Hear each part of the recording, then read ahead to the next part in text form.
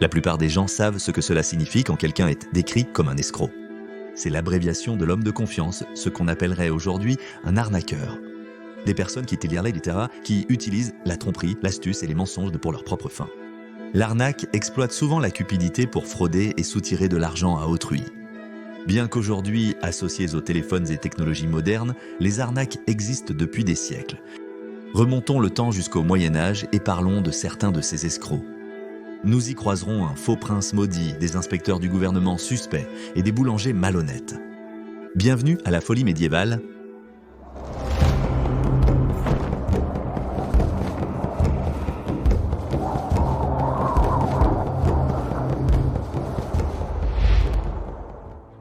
Mauvais boulanger. C'est un fait bien connu que les médiévaux mangeaient beaucoup de pain. Donc les boulangers devaient faire beaucoup de pain pour garder leurs clients heureux. Au XIIIe siècle, en Angleterre médiévale, des lois ont été mises en place pour contrôler le poids, le prix et la qualité du pain et de la bière. La taille du pain et de la bière était la première loi à contrôler la production et la vente de nourriture en Grande-Bretagne, prévoyant des amendes et des punitions pour les contrevenants. Il était nécessaire que tout le monde puisse se permettre d'acheter du pain et comme le prix devait être maintenu constant, le poids d'une miche serait ajusté. Quand le prix du grain montait, le poids du pain était réduit.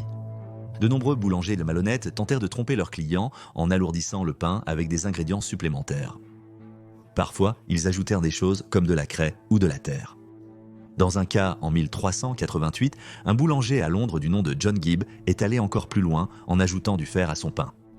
Certains boulangers allaient même jusqu'à déménager hors de la ville puis envoyaient leurs serviteurs pour livrer les lots afin d'éviter de se faire attraper. Un officiel a été enregistré en disant que, citation, « Ces boulangers frauduleux qui mènent leur affaire en secret se cachent comme des renards ». En 1327, le boulanger John Bird a conçu une arnaque ingénieuse. Dans sa boutique, comme dans beaucoup d'autres en ville, les gens pouvaient faire leur propre pain. Ils apportaient ainsi leurs pâtes qui étaient préparées sur une planche à modeler. Parce que les médiévaux étaient des gens très soucieux de l'hygiène, il y aurait eu un petit piège intégré dans la planche à modeler pour attraper les souris et les rats. Sous la table se trouvait une petite zone. Un petit ensemble de portes serait ouvert et la souris tomberait dedans.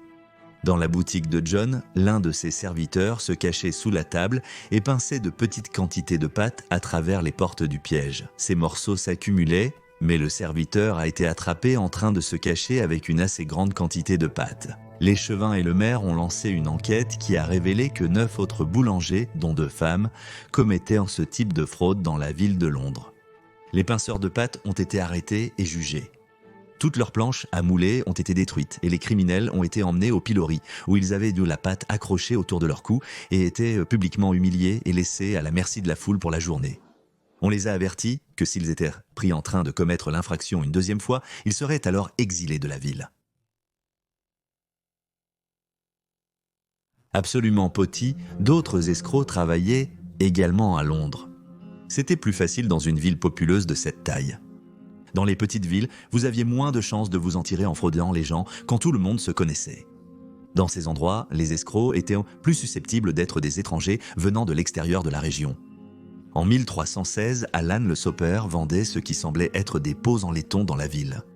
En réalité, Alan fabriquait les pots à partir de métaux de qualité inférieure, puis les mettait dans le feu et les travaillait pour qu'ils ressemblent à du laiton.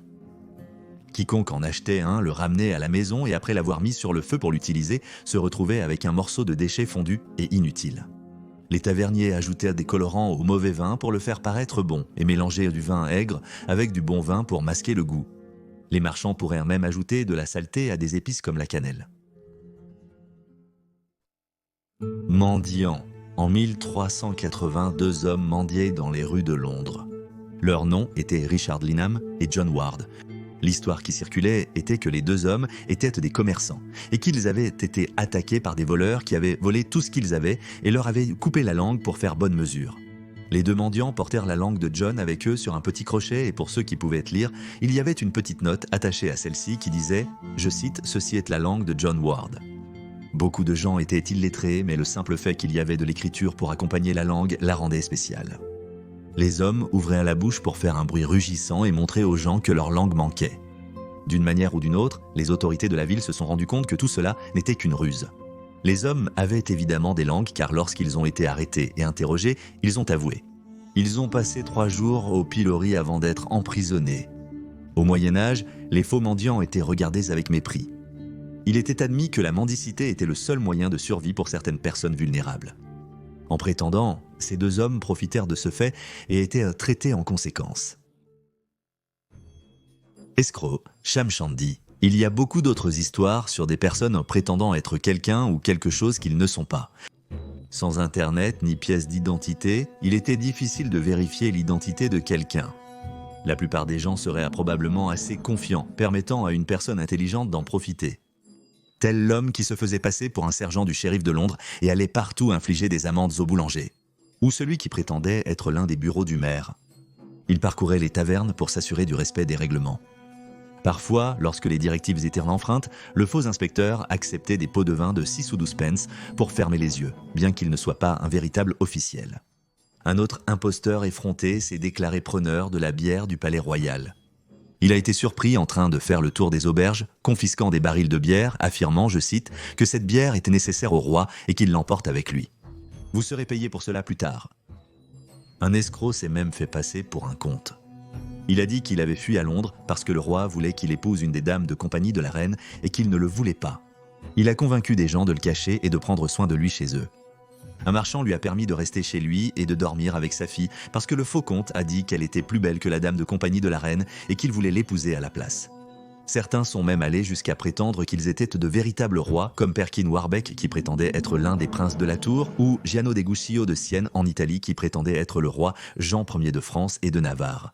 Le véritable Jean, mort à seulement 5 jours, était le plus jeune roi de France de tous les temps. Des rumeurs circulaient que Giano était vivant et prétendait être le véritable héritier du trône.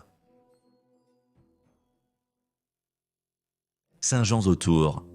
C'était un vendredi de l'année 613 dans la ville de Harran, au sud-est de la Turquie.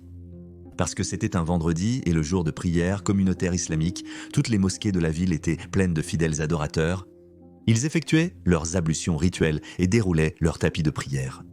Mais l'un des membres de la congrégation était en réalité un singe se démarquant du reste du groupe.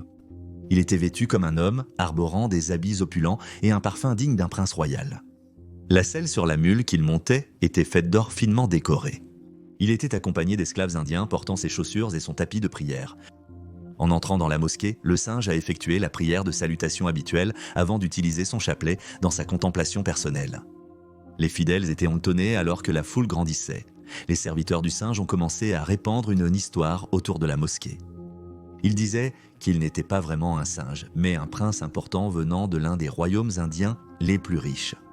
Sa femme était jalouse de sa belle apparence et de sa piété et l'a transformé en bête avec une malédiction.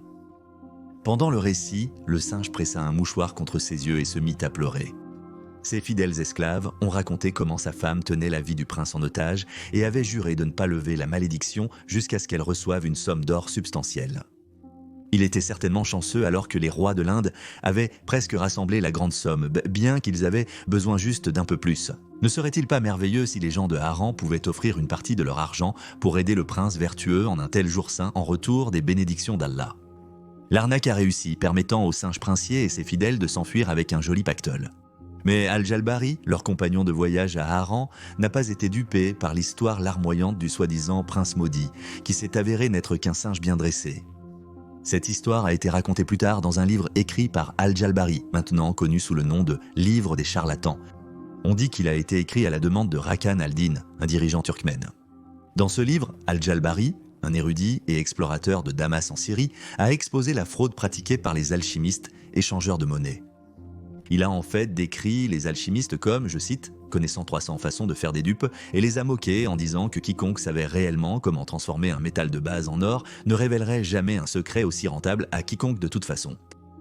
Al-Jalbari était un érudit versé dans de nombreux domaines tels que la médecine, l'astrologie et la géomancie, comme en témoignent ses descriptions détaillées de formules et d'allusions. Le livre est plaisant avec des récits de bandits, de grands chemins lascifs et de faux saints hommes prétendant avoir des auréoles en remplissant des filets à cheveux de verre luisant.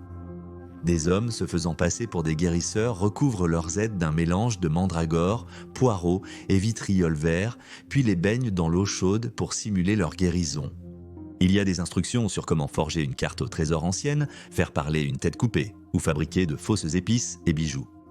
Personne ne veut être victime d'une arnaque, mais il est amusant de savoir qu'elles existent depuis des siècles. On imagine difficilement être assez naïf pour se faire berner si facilement.